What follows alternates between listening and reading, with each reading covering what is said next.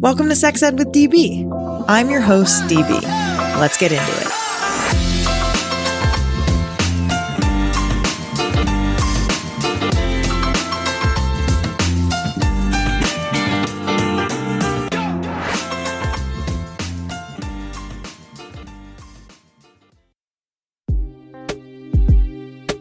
Too often, women of color are a mere afterthought in conversations around wellness, not on the Be Well Sis podcast.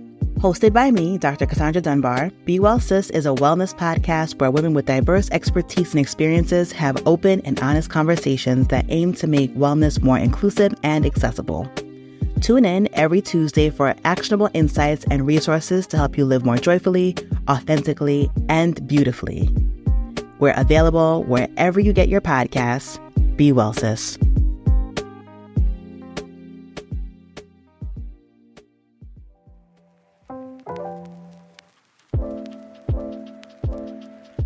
We talk a lot about sex ed, but when we're shopping for products to support our sexual wellness, exploration, and expression, we head to the experts at Lion's Den. For 50 plus years, Lion's Den has been a leader in adult products.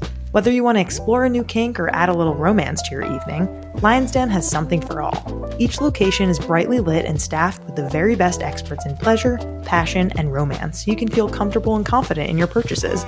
Lion's Den is offering our listeners 15% off your purchase in-store and online using code SEXEDWITHDB at lionsden.com. Flicking the bean, wanking, self-loving, jilling off, menage a moi.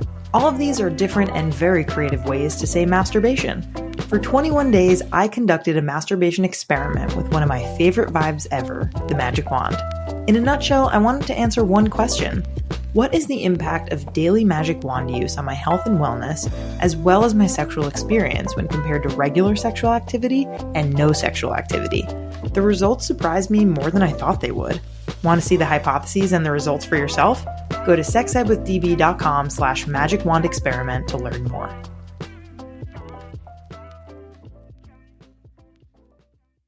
Hi, Mom.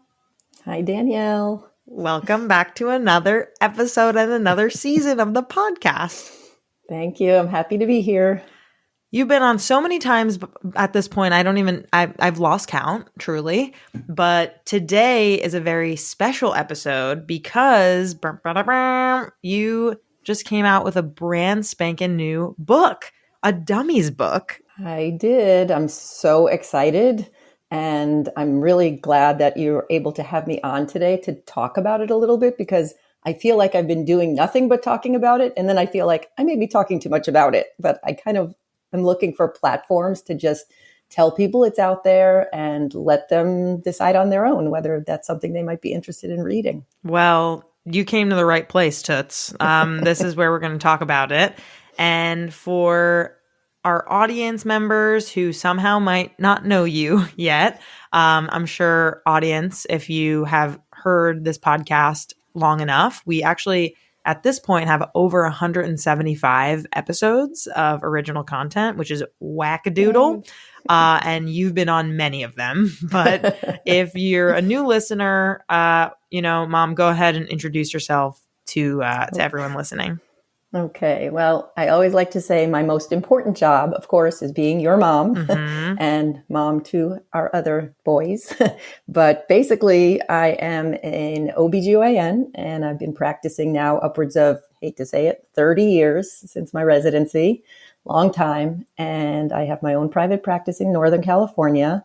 And I've really enjoyed my life practicing OBGYN. I've had a couple of changes in the past few years. And one of the big changes is, let's say in the last 5 years or so, is that I've been writing quite a bit. Whereas in the past, things used to pop up in my head and I wanted to just write short articles or short things about them. That elongated into a couple of books. And now, of course, as you said, a pretty big book. So happy about that. Major book. Yeah. Also, it's kind of fun because we're recording this episode in between our birthdays. And I feel like this year, unfortunately, I had COVID to celebrate your birthday, so couldn't do that. But my birthday is next week. And I feel like we like to do stuff together for our birthdays. I clearly have really been following in your footsteps in many ways, doing sex ed as a career. And so it's really wonderful every time you get to come on the podcast and talk all about your latest and greatest adventure. But this episode is a little different because usually we have you on for this like long, full length episode. But this season, we're going to have you on for the more sex ed episodes, which are shorter, bite sized episodes where people write in questions and we get to answer them. And we're lucky that we have you as an expert to answer this very specific question about what the hell is perimenopause and what do I need to know about it? Especially me being into my 30s, I think like the more information I have and my peers have, the better equipped we are to handle what this could look like in the near potential future, or hopefully far, but who knows. And so, yeah, happy to have you on. And before we dive into perimenopause, let's back up and tell me about your first two books, because this is not your first rodeo. And just how are you so good at so many things? You're a doctor, you're a mom, you're a traveler, you're a writer. You have a lot of talents, and I'd like to know why. Why do you have so many talents? Well, thank you for that. First, I just want to say thank you for not gifting me COVID on my birthday. That was very nice of you. Present. And, when you say good at so many things, I really kind of feel like I'm really good at this one thing. Mm. And the one thing is educating and taking care of and informing women about their health care. And it has changed over the course of my career, so to speak, where I used to kind of do a little bit of everything. I delivered babies. I took care of very young people. I took care of old people, and it's kind of crystallized a little bit over time. Whereas this book that we're going to talk about today is all about perimenopause, which is like a very, very specific and important transition in life that nobody really knows about.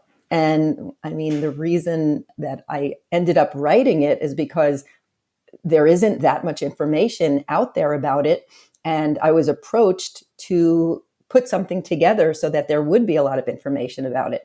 So anyway, just to backtrack a little bit, I always kind of have been a writer in my mind.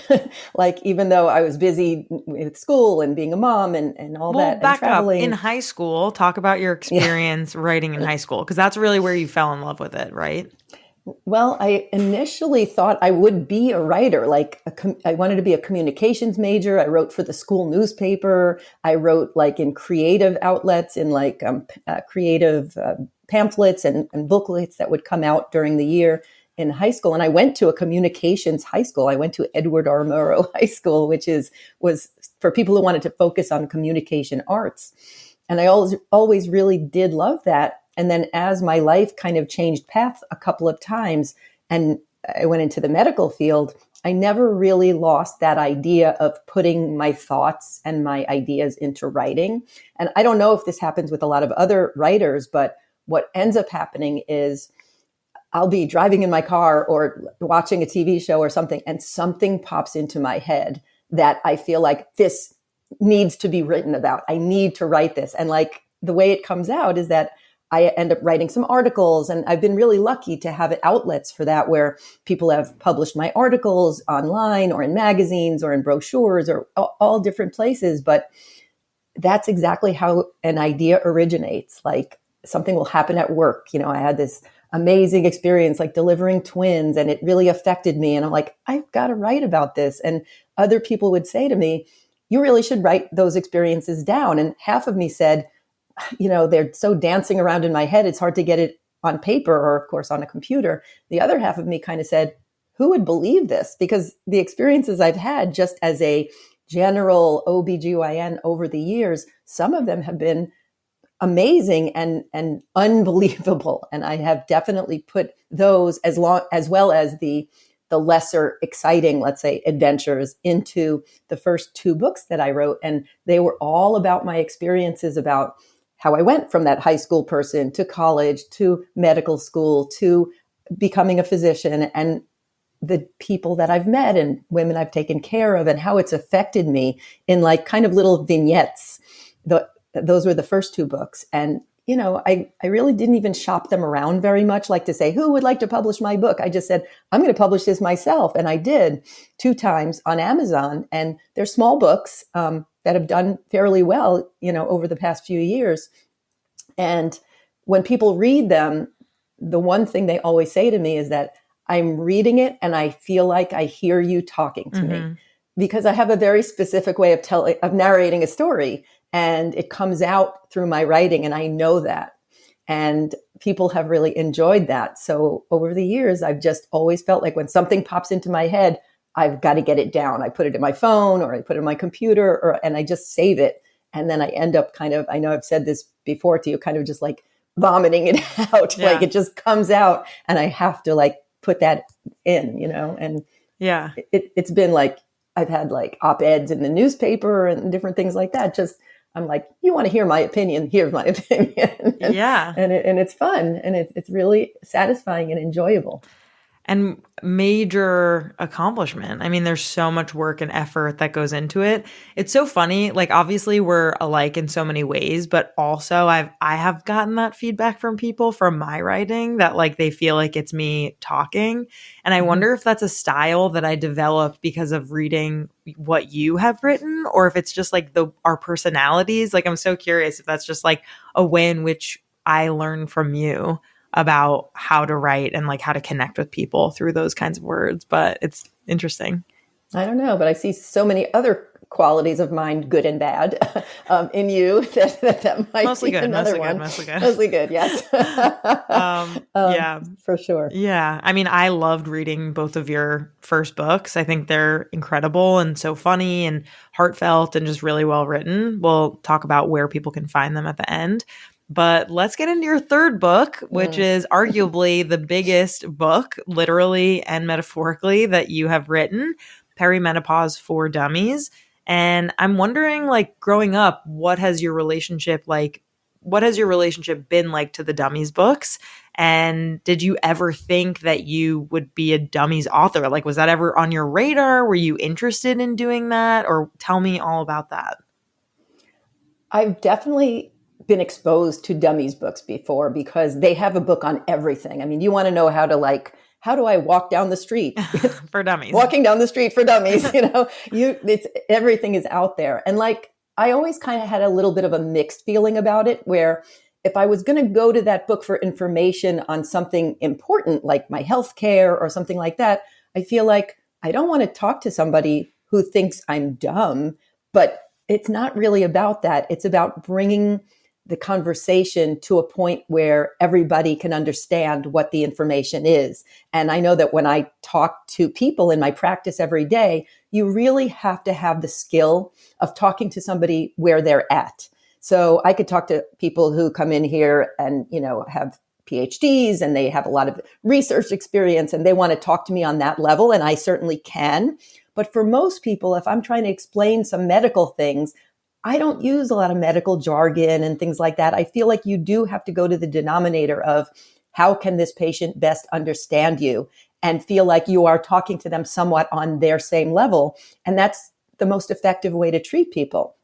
So I feel like it's a little misleading that the title says For Dummies. It's really kind of a tongue-in-cheek way to say, you can look in this book and you can skip around. You can only look in chapters that interest you and you can still get information, or you can just, get to the end where it says, here's a summary of everything you need to know. I mean, and you can pick and choose what kind of things interest you. So I've definitely have a few Dummies books on my shelf. And I've definitely recommended to some of my patients. I mean, they have a book, Pregnancy for Dummies. And I have recommended that to some of my pregnant people, because if you want the most basic but right information about pregnancy, go read that book. So this journey really started, I have, let's say within the past 5 years or so, focused most of my practice on menopause practice and perimenopause, just because I got much more interested in that and felt like that was a very not well taken care of segment of the population. Like once women hit a certain age, many people say, you don't need to go to the gynecologist anymore, or you don't need pap smears, or you don't need to be evaluated for things, which is so wrong. And people come in to see me for things like bone health and bladder function and sexual health and, still having periods or irregular periods and late birth control and all kinds of things that go straight through people's late 30s, 40s, 50s, 60s. And I would hear a lot from my patients, like, I really need more information about this time in my life. So a couple of years ago, probably more like 8 or 9 years ago, I started to become interested in mostly menopausal medicine. So I went to at the time it was called the North American Menopause Society meetings, and I got certified as a menopause practitioner, and I learned a lot about hormones, and that became a very big part of my practice. So because that became such a large part of the practice, a lot of my writing and a lot of my contributions and things that were out in public were also about menopause. So about a year ago, I got an email from somebody who said they were from the Wiley Publishing Company, which publishes all the Dummies books. And it was just, a young lady who wrote to me and said, "Hey, I work for this company. I've read some of the stuff that you've written online. We need a book about perimenopause for dummies. Would you like to write it?" And I was like, this is a scam. Because who just comes to me? I'm not a famous person. I don't have a big social media following. You're an expert. Oh, okay, but I'm maybe a small fish in the small pond, So I said, "Oh, really?" And she said, "Yeah, you could look me up." Prove it. Exactly. It's so terrible to be so skeptical, but most things that invite you to do something that you would really love to do with no real catch are not true, right? Yeah. So I said, yes, skeptically, I said, "Let me kind of read about you a little bit." And look, she said, "Let me send you the whole." Now, of course, because this is such a big operation, in order to get anything done with them, there's a lot of things you have to know and read about and be okay with and agree to and all that. She said, "Let me send you the book that is a Dummies book on how to write for the Dummies books." Oh my God. So meta. So I was like, okay. So, and that book was really long. And of course it starts with the tongue-in-cheek thing about, "So you want to be a Dummies author, do you?" Yeah. And I was like, okay, I'm going to read through this whole thing. And the interesting thing, of course, is that my writing and the way I speak and the way I kind of live is kind of tongue-in-cheek. It is similar. I do. Yes. And even though I felt like some of their stuff was a little over the top, I felt like, hey, I really think I could do this, because one of the main things, and this is probably in the first chapter of the book, is the reason I really thought I needed to get the information out there is because of how many women in my practice have said the exact line to me of, "Why didn't anyone tell me I was going to feel this way?" Because, coming from the first chapter of the book, when you're in puberty, when you're getting your first period, somebody sits you down at some point or gives you a pamphlet or something and says, "This is the way it's going to be." And nobody does that when you're on the other end of that spectrum. And the other end, at least puberty doesn't last that long, you go through that for a few years, maybe. Perimenopause can be like up to 10 years where you're going through irregular periods and mood swings and wait, let's pause. You're jumping ahead. Okay, you're too excited. The question really is very good background, but let's back up again. What is perimenopause? When does it happen? Like what do folks need to know about it? What are the most common symptoms? Like let's lay the groundwork for this. Okay. Well, as I said, most people say, "Why didn't ever anybody tell me about this?" It's mostly because it's this broad time in a woman's life where, there's a time of life where you consider you're in reproductive age. And that's any time that you could get pregnant, which is kind of from you get your first period until you stop having periods, right? And then there's the menopausal part where you can't get pregnant anymore and you're not having any more periods. You kind of know what to expect at that point. Then there's this kind of in-between point, starting from maybe late 30s, like 39 or so, moving mostly through the 40s and into the early 50s sometimes, varying periods of time for people, but at the time at which the reproductive functions start to change. Like you're not ovulating every month probably, so you're not getting your period every month. So your hormone levels start to go kind of up and down at different times of the month. So you don't feel the same all month long, which means mood swings, which means irritability sometimes, which could mean heavier periods, lighter periods, which could mean long periods throughout the month of feeling PMS, where you only felt it a little time before. So emotional troubles, physical changes, all of these kinds of things are happening, and not necessarily in a linear fashion. It's not like one day it's not so bad and a few days later it's worse and then suddenly you're in menopause. It doesn't go that way. It's this period of time where it just kind of swings. Mm-hmm. And people they come in thinking depression or anxiety might be a part of it, thinking, irritability, thinking fatigue, poor sleep, vaginal dryness. I mean, the list goes on, but they're usually things that people more so associate with menopause, not like being 43 and having these things happen. So I felt like, yes, there's so much information that people should have about this time in their life. What's normal? When are the red flags that, maybe people are telling you, oh, that's just perimenopause, but really you have a problem. You need to go see somebody. Mm. So I decided, I think we should put it all together in a book. And then, the Dummies people said, well, we can't publish it unless it's 300 pages. And I was like, I don't really know if it's 300 pages worth, but it actually is. Wow.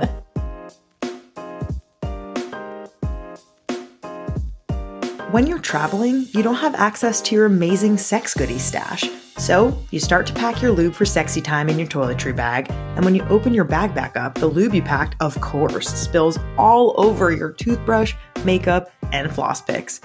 Enter a brand new product from Uberlube that will get your lube to your destination without spillage. They're new good-to-go travelers. Perfect for your purse, pocket, gym bag, or carry-on luggage. The Good-to-Go Traveler features the same Uberlube product in a discreet aluminum traveler that comes in 6 colors. Try Uberlube and their Good-to-Go Traveler now with code SEXED for 15% off at uberlube.com.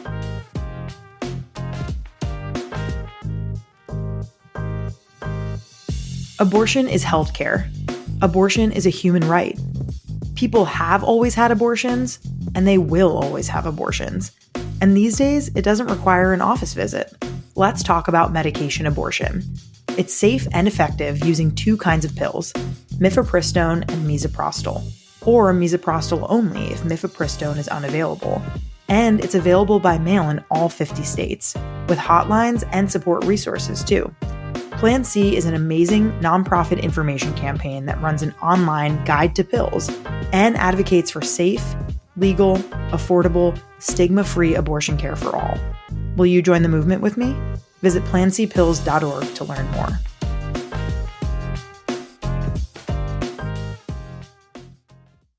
If you're tired of hearing the same old judgmental, shaming financial advice about buying too many lattes from old white men who conveniently ignore issues like systemic oppression, it's time to join us on Financial Feminist. I'm Tori Dunlap, globally recognized money speaker and educator, and I'm a part of a new guard of financial educators. On Financial Feminist, we don't just talk about money, we talk about the ways women are affected differently by money. We're feminist first, acknowledging that your financial savviness has less to do with your weekly coffee order and everything to do with the fact that we live in a patriarchal society that gatekeeps women, people of color, and other minorities out of conversations and education about money. With fascinating guests like Nadia Okamoto, Maya Vander, Justin Baldoni, Christy Carlson Romano, Queen Herbie, and more, we dive into topics like menstrual justice, the investing gap, diet culture, the psychology of money, and more. Plus, you get bi-weekly how-to episodes like how to start investing or how I saved $100,000 at age 25. We're smashing the patriarchy and getting rich, one episode at a time. Subscribe to Financial Feminist wherever you're listening now. Oh my gosh. I mean, I'm sure that was kind of a surprise when you put everything together and you realized, okay, there really is enough for a book on this. Yeah. What do we need to know about it? I mean, like asking for myself, right? And assuming that some of my audience is my age, I'm going to be 31 next week. What do we need to know about it? Like, what should we be looking out for? What are some of those common signs? What are the red flags? Like, give us kind of like an overview of this thing. Well, if you find yourself at what seems like about the appropriate age, which most people, I would say, with complaints or wanting relief from things are, let's say, in their 40s.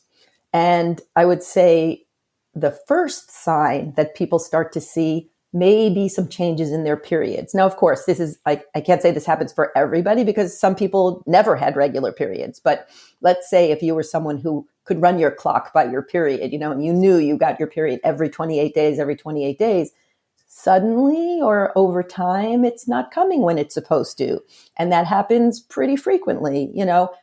That might be something you want to go to the doctor for first to be evaluated, because maybe it could be something else like your thyroid or some other endocrine problem or a hormonal problem. But that's usually what triggers people to say, hey, something is happening and I don't know what. Then usually things start happening to do with sleep. Like people will fall asleep okay. And then suddenly women who were having full nights, 8 hours restorative sleep, feeling well in the morning, waking up in the middle of the night, sometimes they don't know what reason, sometimes with anxiety, sometimes sweating, because sometimes they're having some night sweats. And again, night sweating and daytime flashes, those are all signs, especially when you're in your 40s and it's not happening all the time. Those are signs that your hormone levels are fluctuating.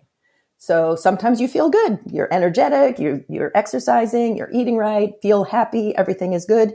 And then 2 days later, just the opposite. You feel fatigued, your joints are hurting, you can't sleep, you don't want to get out of bed. So all of these kind of symptoms put together could certainly be the onset of perimenopause. And when people start to have kind of a constellation of things, it's a good idea not to just write it off to that and say, this is all normal because I read it in the book, but to have an evaluation. If you haven't had a full physical, if you haven't had some blood work done, make sure that just things are where they're supposed to be, and try to seek out somebody who has experience taking care of older women, not just somebody who's, taking care of people who are having babies, because you're kind of phasing out of that part of your life. You want somebody who has a specialty in this area, or at least knows how to look at this. And the reason I emphasize that so much is that I've had so many women come into my office who have given me this exact constellation of symptoms and have gone to somebody, maybe a primary care doctor, maybe another doctor who's not that experienced with this, and said, and the first thing they offered me was, here, go on this antidepressant. That's a common occurrence because it sounds like depression. I can't get out of bed. I'm fatigued. I'm not sleeping well. My appetite, but not necessarily. So I really think when a constellation of symptoms start happening, have an evaluation, talk to somebody who's skilled in this. Yes, you may still also be depressed or anxious and need that treated, but it's not necessarily the root of all your problems at this moment. Right. What might be something that's surprising about perimenopause? Like when you were writing this book, was there something, a fact or kind of like something that came up that you were like, oh, wow, I feel like the general public really doesn't know about this?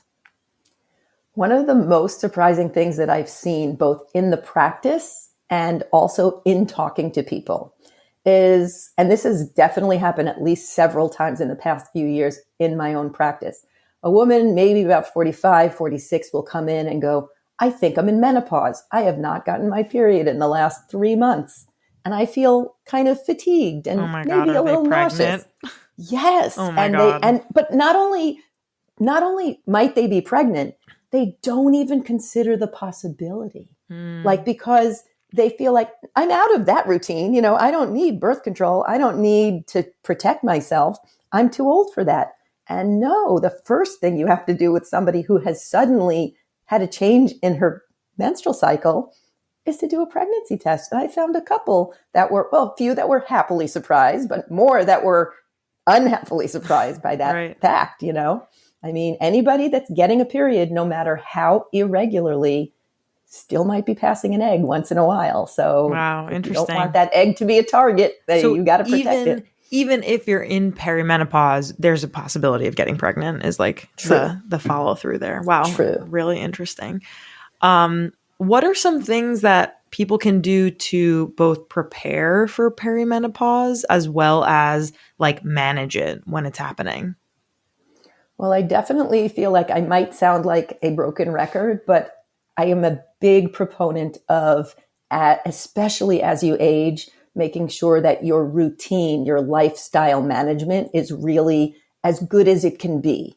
Meaning if you're drinking a lot of alcohol, now's the time to cut down on it. If you are a smoker, now's the time to seriously consider quitting. Dietary changes. Women who are above 40 just don't do as well with a certain kind of diet, meaning like more high in carbohydrate or processed foods or fast foods or greasy foods. We just don't process it as well. Our metabolism is not as efficient as it used to be. And I would say that keeping that at the level that it should be, a really good diet. I'm not into restricting for a diet. Like I would hate to say, don't ever eat that piece of cake because I don't believe in that.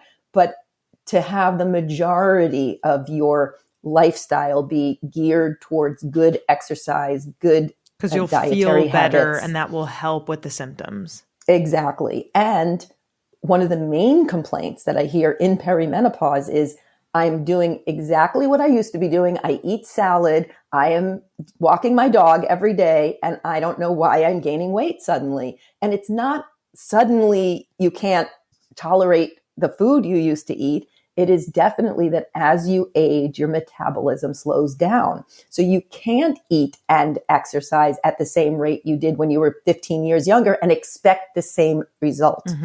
You have to do resistance exercises so that your muscles stay with the resistance and get stronger so that you don't end up having just fat and lose your lean muscle mass as you get older. Because without keeping it lean and without doing exercises, you're going to lose some of that. And a lot of the concentration of fat will go right to the middle, which is where most peri and postmenopausal women gain their body fat.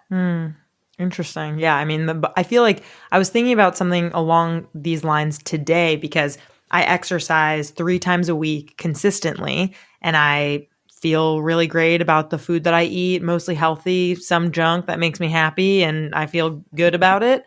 And that's my maintaining, right? So it's kind of like as I age, if I want to keep the same body that I love and that I have, there might be even more kinds of, exercises or more strength or even healthier diet or whatever it is, if I want to feel good in my own body. Whoever has their own feeling about their own body, you have a different life and a different body. Follow your North Star and chat with your medical team. But for me, I did have that thought today of like, wow, I really like the body that I'm in. I feel good. I feel strong. I like how much I'm exercising. And like, as I age, I will really have to work hard to maintain that. Yeah, nobody gets away with, very few people, let me say, there may be some genetic freaks out there, but nobody really gets away with, I don't exercise and I eat all the junk I want, but I have this great lean body mass, healthy, figure. It just really doesn't happen. And so if you're asking what can people do to get ready, that if they haven't already been in those habits, it's more important to do that now as you're going through that perimenopausal transition. Right. And like we said, everyone's different. Like if you're listening and you're wondering like, what is my body, what going to look like when it's going through these changes, right? Like definitely listen to your own feelings about how you are and consult your own medical folks if that's what you're interested in. But obviously there is an entire book on this, and we don't have time this episode to get really deep into it, but I'm wondering if you can just share maybe like one thing that you really want people to take away from this episode about perimenopause, and if you can share where people can buy the book and find your other 2 books. Sure. I think I really would like people to know that many other people are going through the same exact things that they are. Because one of the most common comments that I hear is when people say, I feel like I'm going crazy. Like I'm irritated. I can't function properly. We try to really just kind of break that all down into all the different symptoms that they're having.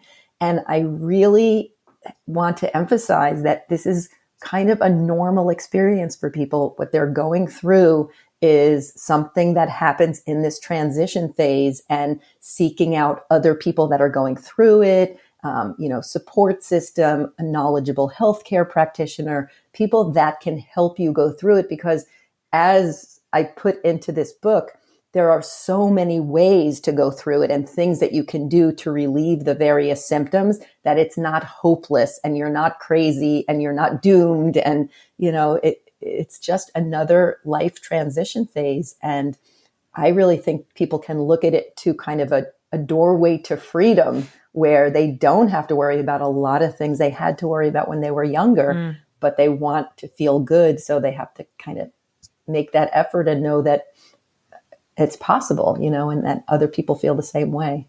Totally. And where can people get it? Well, you can get this book anywhere that books are sold, believe it or not. Amazon has it. You can get it directly through the publishing company, which is Wiley Publishers, Wiley.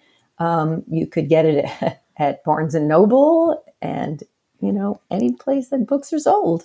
And your other 2 books also on Amazon? The other books are on Amazon, unless they want to come into my office and buy them directly from me. Go to Napa. Go wine tasting. I'll give you a pap smear. A pap smear and a signed book. Exactly. But yeah, search on Amazon Dr. Rebecca Levy-Gantt, Gantt. And I was really happy about my book inscription, which said, "To my best supporter," which was very true. I love you. I support you. I think you're so wonderful. And I will always shout it from the rooftops. So thank you for coming on and talking about perimenopause. Thank you so much. Love you. Love you.